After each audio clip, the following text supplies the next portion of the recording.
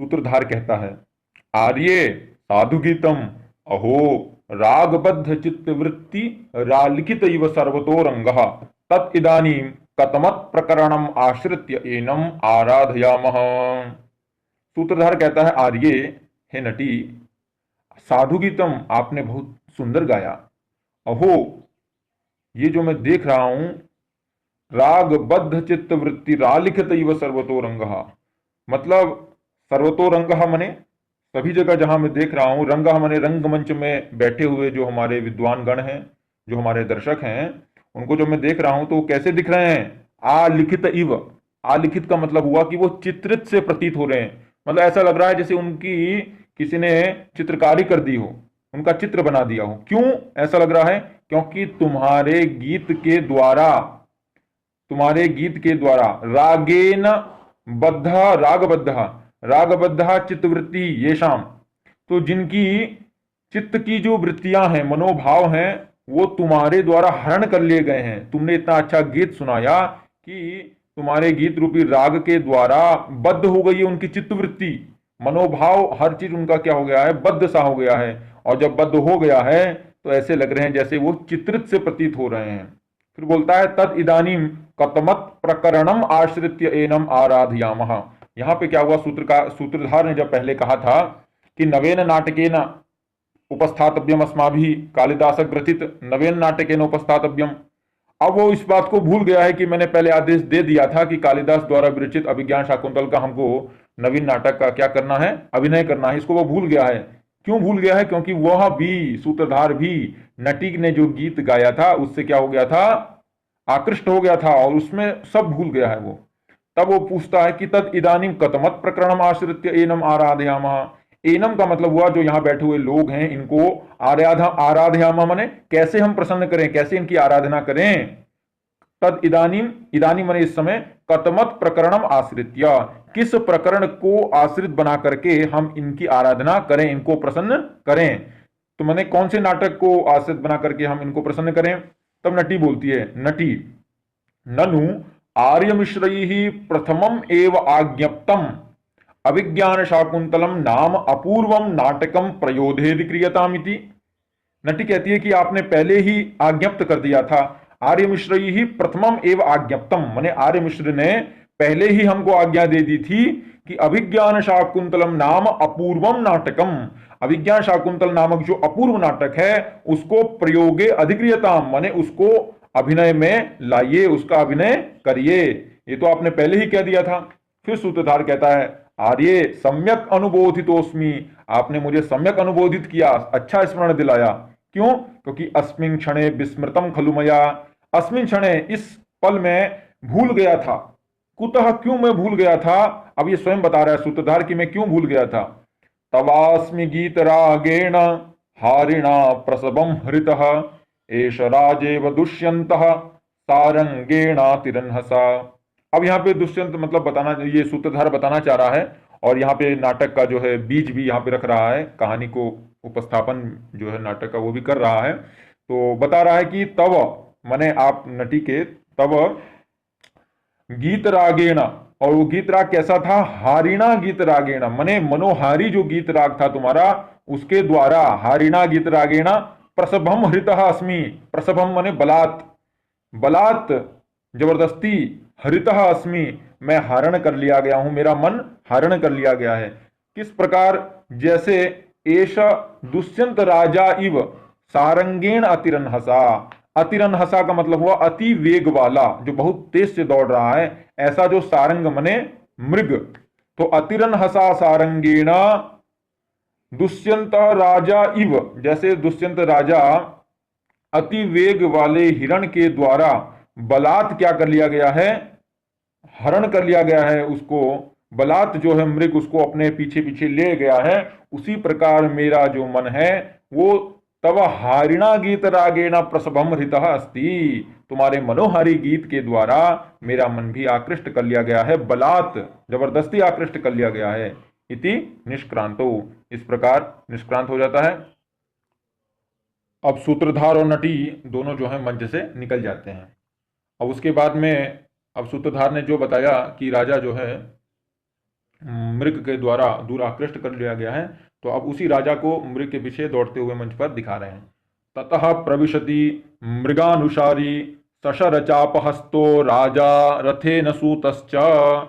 माने राजा जो है अब ततः प्रविशति माने अब उसके बाद में प्रवेश कर रहे हैं मंच में। मृगानुसारी, मृग का अनुसरण जो कर रहा है, मृग के पीछे पीछे जो चल रहा है। और कैसा है? ससर चाप हस्ता, शर बोलते हैं बाण और चाप बोलते हैं धनुष। तो बाण सहित धनुष जिसके हाथ में है, ऐसा जो राजा। और सूतश्च, सूत भी प्रवेश कर रहा है। और ये दोनों कैसे? रथे न सहा, माने रथ में ये दोनों क्या कर रहे हैं? रथ के साथ ये दोनों प्रवेश कर रहे हैं। मतलब राजा रथ में बैठा हुआ है और सूत जो है घोड़ों को लगाम जो है घोड़ों की चला रहा है। तो और राजा कैसा है? धनुष बाण सहित राजा है और वो मृग का क्या कर रहा है? अनुसरण कर रहा है। अब सूतः, सूत कहता है राजा नाम मृगम च अवलोक्य, राजा और मृग को देख करके सूत कहता है आयुष्मन कृष्ण सारे ददचक्षुष त्वयि चाधिज्य कारमुके मृगानुसारिणम साक्षात पश्यामीव पिनाकिनम। वो बोलता है सूत कि कृष्ण सारे, कृष्ण सार नामक जो मृग है, इस मृग में और त्वयि माने आप में, ददत चक्षु माने दृष्टि पात करके, और आप कैसे हैं? त्वयि का विशेषण है अधिज्य कारमुके। अधिज्य कारमुकी का ज्या का मतलब होता है धनुष की जो डोरी होती है, और वो डोरी अधिज्य माने उसको डोरी को चढ़ा लिया है जिसने। ऐसा जो धनुष जो है, कारमुक बोलते हैं धनुष को। तो अधिज्य कारमुके माने आप कैसे हैं? आपने अपने धनुष की डोरी को चढ़ा लिया है। तो धनुष की डोरी को चढ़ाए हुए आपके ऊपर त्वयि कृष्ण सारे च, और कृष्ण सारा नामक जो मृग है उसमें ददत चक्षु दृष्टिपात करके मैं क्या देखता हूं? तो मृगानुसारिणम, मृग का अनुसरण करने वाले आपको मैं साक्षात पिनाकिनम इव पश्यामी। पिनाकी मने जो पिनाक नामक धनुष को धारण करते हैं वो पिनाकी कहलाते हैं, और पिनाकी भगवान शंकर हैं। तो पिनाकिनम इव मने भगवान शंकर की तरह साक्षात पश्यामी, साक्षात में भगवान शंकर की तरह आपको देख रहा हूं। और आप कैसे हैं? अधिज्य कारमुके हैं आप, ये तो बता ही दिया आपको।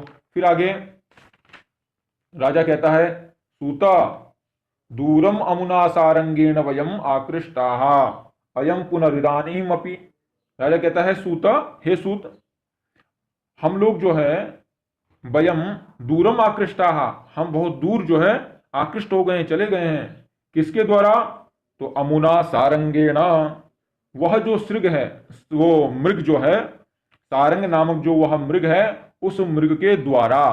तो अमुना सारंगेण वयम दूरम आकृष्टा, हम बहुत दूर तक आ गए हैं। अयम, ये मृग जो है, पुनः इदानीम अपि, अभी भी ये जो है मृग कैसा है? तो वहां अब श्रद्धरा छंद में राजा श्लोक कहते हैं ग्रीवा भंगाभिरामम मुहुरनुपतति चंदने दत्त दृष्टि पश्चार्धेन प्रवृष्टः शरपतन भयात् भूयसा पूर्वकायम दर्भैरर्धावलीढैः श्रम विवृत मुख भ्रंसिभिः कीर्णवर्त्मा पश्योदग्रप्लुतत्वात् वियति बहुतरम स्तोकमुर्व्याम प्रयाति। तो बोल रहे हैं पश्य मने देखो, चौथी लाइन में देखेंगे तो पश्योदग्रप्लुतत्वात् में पश्य है। पश्य का मतलब देखो। अब क्या देखना है? तो अनुपतति स्यंदने, स्यंदन बोलते हैं रथ को, और रथ कैसा है? अनुपतति, अनुपतति माने पीछे से जो आ रहा, अनुपतति सप्तमी एक वचन है, सत्तरंत रूप है। तो अनुपतति स्यंदने माने पीछे से जो आ रहा है, ऐसा जो रथ है, उस रथ में ये जो मृग है कैसा है? दत्त दृष्टि माने मृग जो है, और मुहु दत्त दृष्टि माने बार बार, दत्त दृष्टि माने अपने दृष्टि को रथ की तरफ ही देख रहा है बार बार। और जब वो रथ की तरफ देखेगा तो उसकी गर्दन क्या होगी? टेढ़ी हो जाएगी। तो वही बोल रहा है ग्रीवा भंगाभिरामम, ग्रीवा माने गर्दन का, जब वो भंग माने पीछे को जब मोड़ रहा है, तो मोड़ने के कारण मृग कैसा दिख रहा है? बहुत सुंदर दिख रहा है, अभिराम दिख रहा है। तो ग्रीवा भंगाभिरामम अयम मृग स्यंदने दत्त दृष्टि माने अनुपतति स्यंदने दत्त दृष्टि। और कैसी दृष्टि? मुहु माने बार बार ये जो है पीछे से आते हुए रथ को देख रहा है। और कैसा है ये?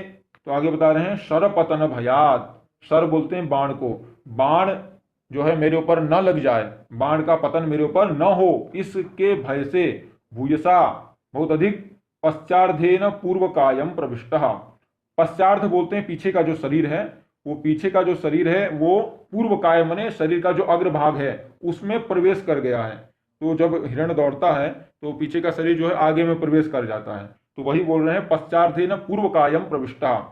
और अब बता रहे हैं कि मार्ग कैसा हो गया है, तो श्रम विवृत मुख भ्रंशिभि अर्धावलीढ़ दर्भई किरण वर्तमान मार्ग हो गया है।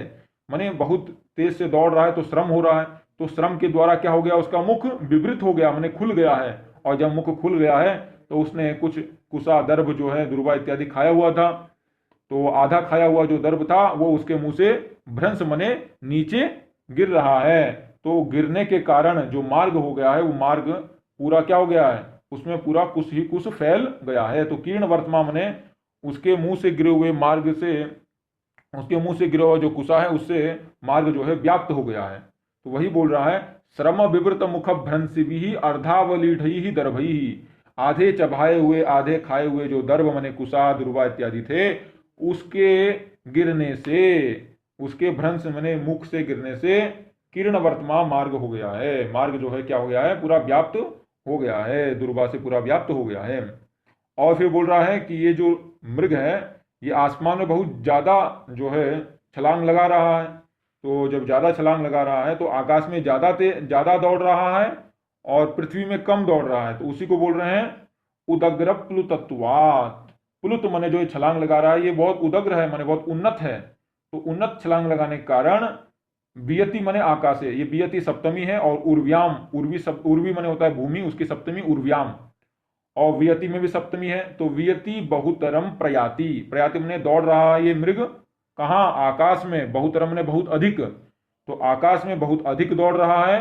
और उर्व्याम स्तोकम प्रयाति, उर्व्याम ने भूमि में, उर्वी मने भूमि, और उर्व्याम सप्तमी है मने भूमि में, स्तोकम प्रयाति, स्तोकम मने बहुत कम जो है भूमि में दौड़ रहा है, और बियति मने आकाश में बहुत अधिक दौड़ रहा है। क्यों, क्योंकि ये बहुत ऊंची ऊंची छलांग लगा रहा है। उदग्र प्लुतत्वात्।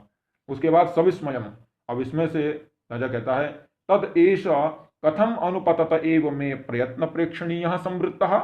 अरे कथम ने कैसे, अनुपतत एव में मतलब मेरे पीछे से आते आते, मेरे आते आते भी, मेरे दौड़ते दौड़ते भी, प्रयत्न प्रेक्षणीय संवृत्त, ये जो मृग है ये बहुत प्रयत्न के द्वारा दर्शनीय हो गया है, मतलब बहुत दूर चला गया है, तो इसको जो मैं देख रहा हूं बहुत प्रयत्न के द्वारा ही देख पा रहा हूं। तो प्रयत्न प्रेक्षणीय संवृत्त, तो ये मृग जो हो गया है प्रयत्न प्रेक्षणीय हो गया है, मतलब प्रयत्न के द्वारा दर्शनीय हो गया है।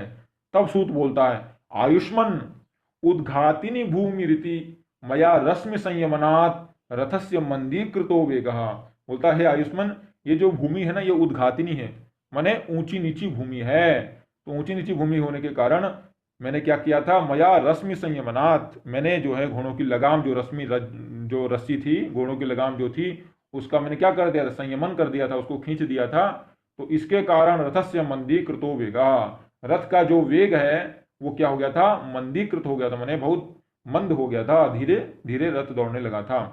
तेना इसी कारण मृग एष विप्रकृष्टांतर संवृत्ता, इसीलिए जो ये मृग है वो ये बहुत विप्रकृष्टांतर हो गया, बहुत दूर हो गया, ये बहुत क्या हो गया, दूर हो गया। संप्रति लेकिन अभी, संप्रति माने इस समय, समदेशवर्तिनः ते, अब आप जो हैं समदेश में स्थित हैं, माने समान भूमि में हैं आप इस समय। तो समान भूमि में होने के कारण न दुरासदो भविष्यति, इसलिए ये जो मृग है ये दुरासद नहीं होगा, अब ये दूर नहीं होगा, दुर्लभ नहीं होगा। मतलब अब क्या करूंगा मैं, तेज चलाऊंगा तो ये पास आ जाएगा, क्योंकि भूमि कैसी है, अब ऊंची नीची भूमि नहीं है, समान भूमि आ गई है। तो समान भूमि में आप हैं, तो समदेशवर्ती नहाते न दुरासदो भविष्यति, अयम मृगा जो है ये दुर्लभ नहीं होगा। इसीलिए राजा बाद में बोलता है तेन ही मुच्यंताम अभिशव, तो यहाँ अभिषु मने लगाम होता है, और बहुवचन में अभिशव मने लगामों को अब क्या करो, मुच्यंताम छोड़ दो। तब सूत बोलता है सूतः यत आज्ञापयति आयुष्मान, जैसी आप आज्ञा करते हैं, रथ वेगम निरूप्य, अब रथ के वेग को बढ़ाने का अभिनय करता है। फिर बोलता है आयुष्मान पश्य पश्य, आयुष्मान देखिए। अब यहाँ वसंत तिलका छंद में श्लोक बोलता है सूत, मुक्तेषु रश्मिषु निरायत पूर्वकाया निष्कंप चामरशिखा निभृतोर्ध्वकर्णाः आत्मोद्धतैरपि रजोभिरलंघनीया धावन्त्यमी मृगजवा क्षमयेव रथ्याः। अब यहाँ पे सूत कहता है मुक्तेषु रश्मिषु, मने रश्मि मने लगाम, अभी अभीषु शब्द आया था और अब रश्मि शब्द आ गया, तो यहाँ लगाम अर्थ में ही है।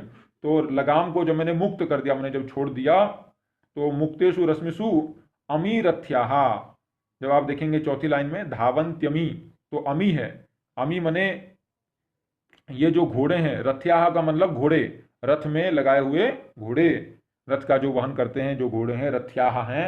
अमी रथ्याः, ये जो रथ्याः मने घोड़े हैं, ये कैसे दौड़ रहे हैं? तो मृग जवाक्ष मया इव, मृग के जव मने वेग, मृग का जो वेग है उसको सहन नहीं कर रहे हैं। मृग जव अक्षमया, अक्षम मतलब उसको सहन नहीं कर रहे हैं, मृग के वेग को, मतलब बहुत तेज दौड़ रहे हैं, मृग के वेग से भी तेज दौड़ रहे हैं। अब मृग जवाक्ष मया इव धावंती, धावंती मने दौड़ रहे हैं। अब जब ये दौड़ रहे हैं तो कैसे हैं ये?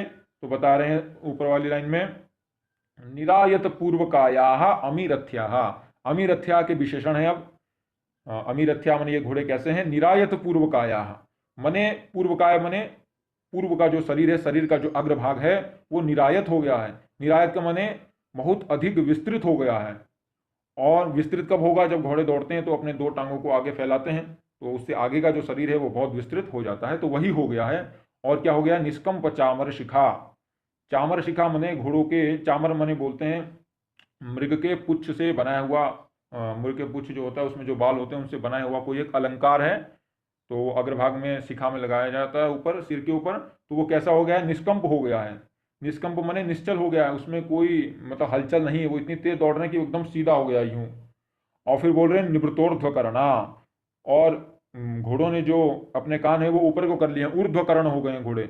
और वो ऊर्ध्वकर्ण कैसे हैं? निवृत्त माने निश्चल, निश्चल ऊर्ध्वकर्ण है, उनमें कोई भी क्रिया नहीं है। उसके बाद में आत्मोद्धतई ही अपि रजो भी, माने आत्मोद्धति ही अपि रजो भी का मतलब है अपने द्वारा, आत्मोद्धति, उद्धत माने उठाई गई। तो जब घोड़े दौड़ते हैं तो उनके पैर से क्या होती है? धूल उड़ती है। तो आत्मा के द्वारा जो उठाई गई जो रजो भी, रज जो थी, धूल थी, उन रजो धूल को भी वो लंघन नहीं कर रहे हैं, उनका अतिक्रमण नहीं कर रहे हैं। अलंघनीय, वो क्या होगी? अनतिक्रमणीय हो रही है। क्यों? क्योंकि जब तक वो धूल उड़ा रहे हैं तब तक घोड़े आगे चले जा रहे हैं, इतनी तेज दौड़ रहे हैं। तो इसी चीज को बता रहा है। तो ऐसे जो अमीरथ्या, ये जो रथ्या माने घोड़े हैं, ये धावंती माने ये दौड़ रहे हैं। कैसे दौड़ रहे हैं? मृग जवाक्ष मया इव, मृग के वेग को सहन नहीं कर रहे हैं, ऐसे ये जो है घोड़े दौड़